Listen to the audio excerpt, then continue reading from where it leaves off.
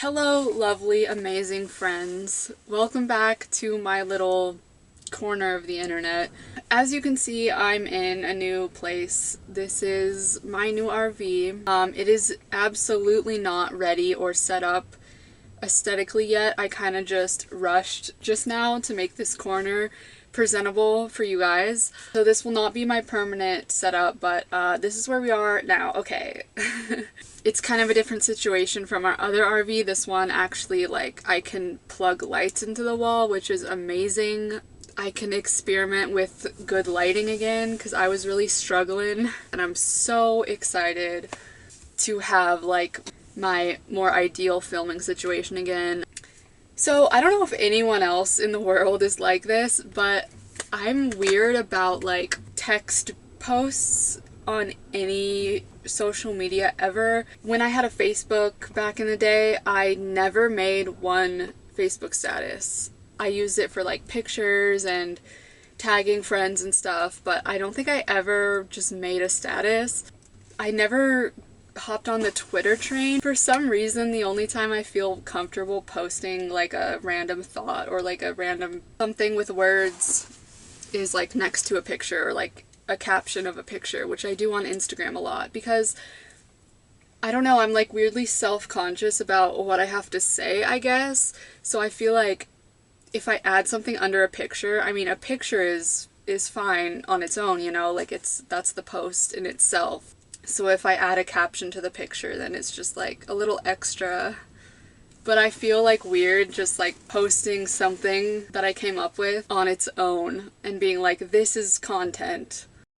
Some of my favorite content on the whole internet, Tumblr text posts. I've never really made my own text posts on Tumblr. I've never felt like comfortable to just like come up with something that I think is funny or that I think is deep or whatever and just like post it out there. I think I started my Tumblr in like 2011, 2012, something like that.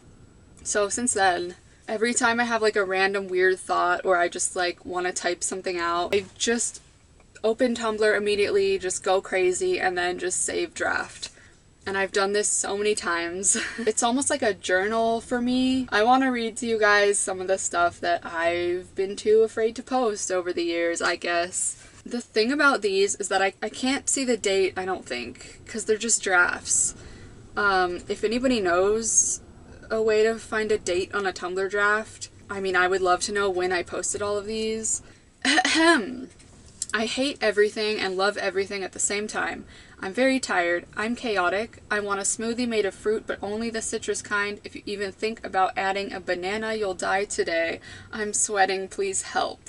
I don't know if I thought this was funny or if there was some sort of meaning behind this, but I don't really remember what this one was about. The next one is, the problem with running away is that now you have to be somewhere else.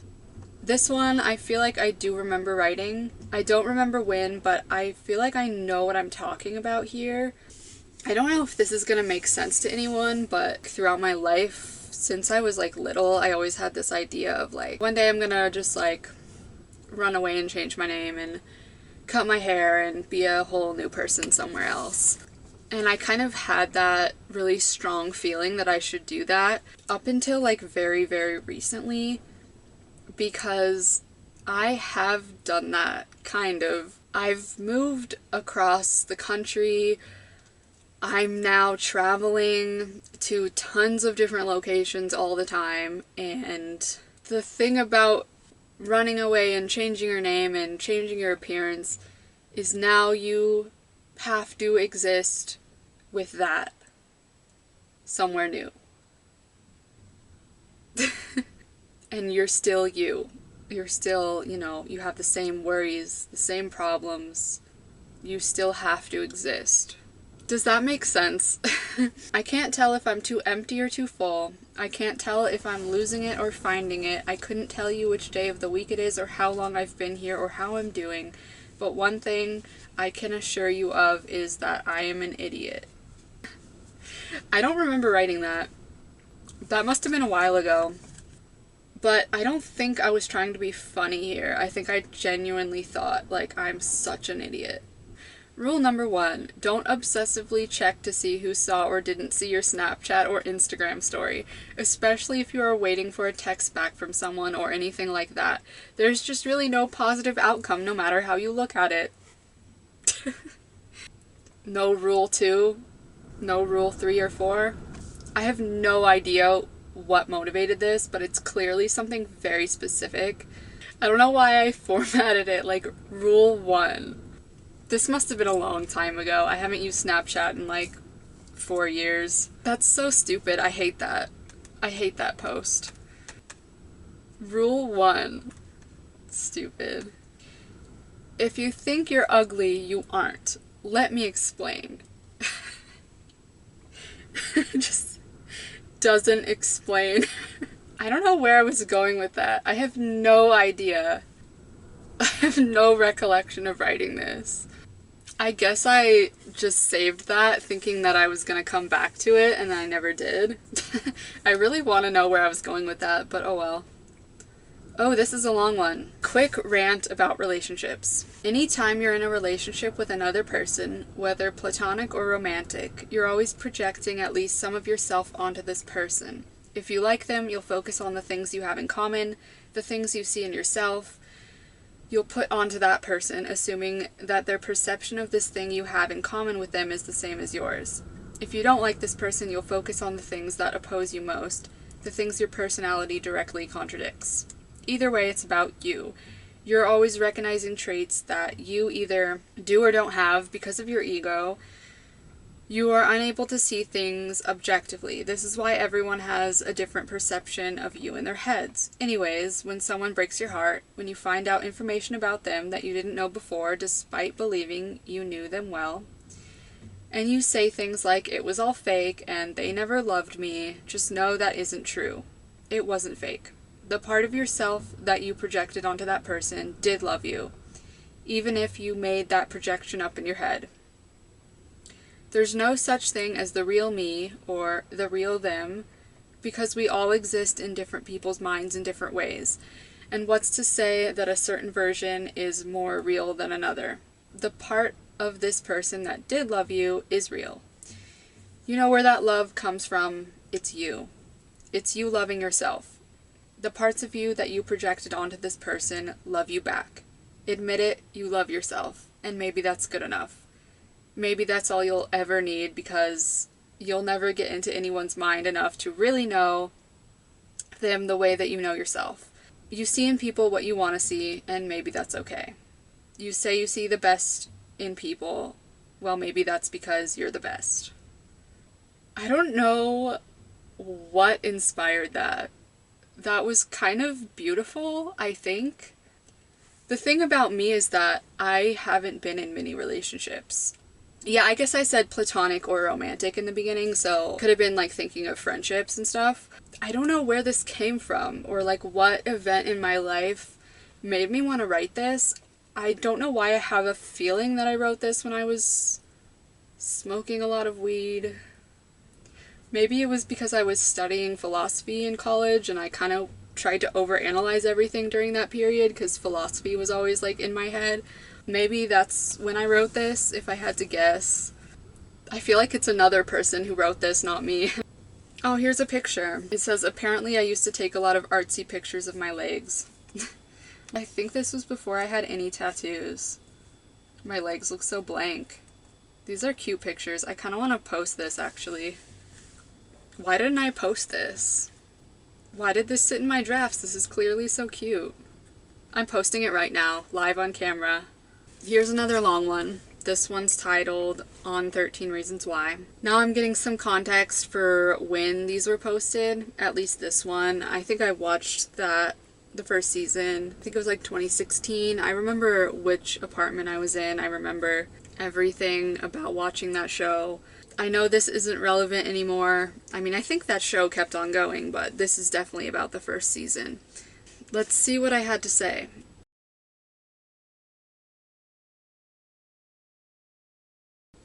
I wasn't going to watch this show, but then it became controversial, and because I love controversy, I watched it. While I do see why people are saying this show is horrible, I think it's really important to take this for what it is, a story. A story about a girl who all in all just wasn't that good of a person. Not a girl you should see as a role model or a girl you should want to identify with. The problematic nature of this show lies within the fact that it's framed around a sort of lesson you're supposed to take from it.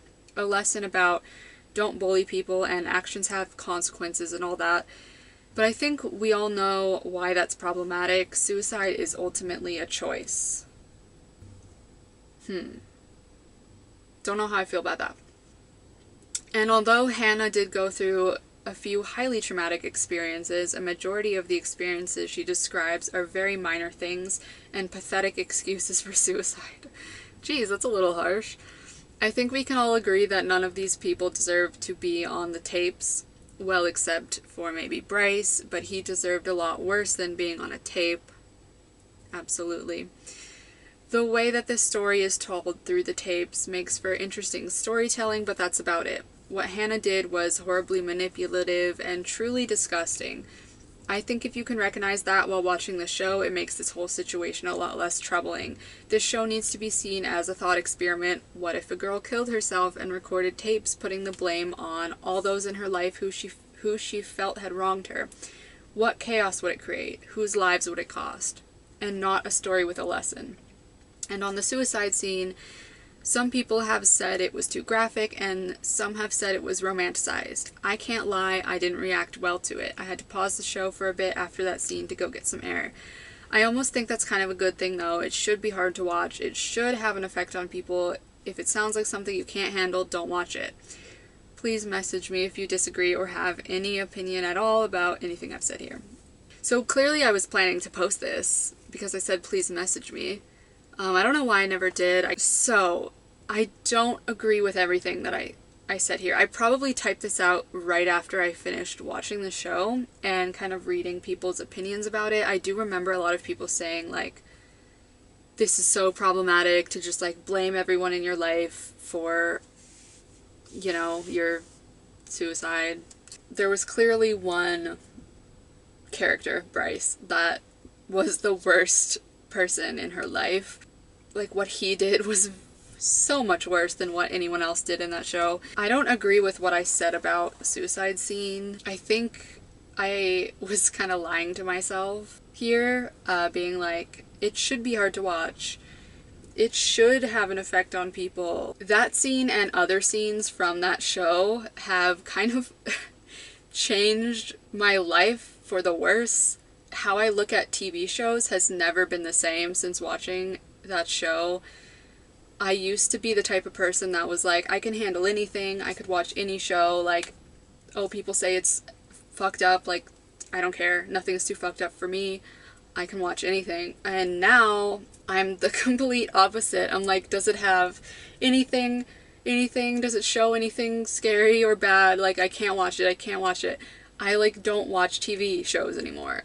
And I feel like this show is partly to blame for that, because some of these scenes are still in my brain and I just space out and think of them and it just, like, fucks up my whole day. And I know it's just fictional characters. Some of you guys may think I'm ridiculous and silly for this, but it's just how my brain reacted. If I could go back in time and make it so that I had never watched that show, I absolutely would in 2 seconds. Okay, enough about that. People reblog my posts, but other than that, no one on this website acknowledges my existence in any way. I reblog these cute lists of questions, but nobody ever asks anything. I've been on here 6 years and haven't made a single internet friend, which is probably due to the fact that all I do is reblog the same pictures of rain and other people's relatable text posts about death over and over, and my last 30 followers have more or less been porn blogs that probably don't care one bit about my existence. I got one ask back in 2013 and all it said was, "You're not kawaii." So basically, moral of the story is, fuck this entire website. I was so mad. Like, clearly I don't use this as, like, a blog about myself. I just, like, aesthetically reblog other people's pictures. So, like, what did I expect? I don't know why I wrote this. I don't know why I was so mad. I know saying stuff like, "this band saved my life," is super cliche and made fun of by everyone, but sometimes it really does feel like that when you kind of feel on the verge of death, and then you discover this new band and suddenly you're avoiding everything else because all you want to do is lay on the floor and blast music, but it's better than wanting to be 6 feet under. Fucking absolutely. Why didn't I just post that? I don't want to post it now, like I didn't even write it recently. Should I just post it and pretend like I just wrote it? Should I edit it and be like,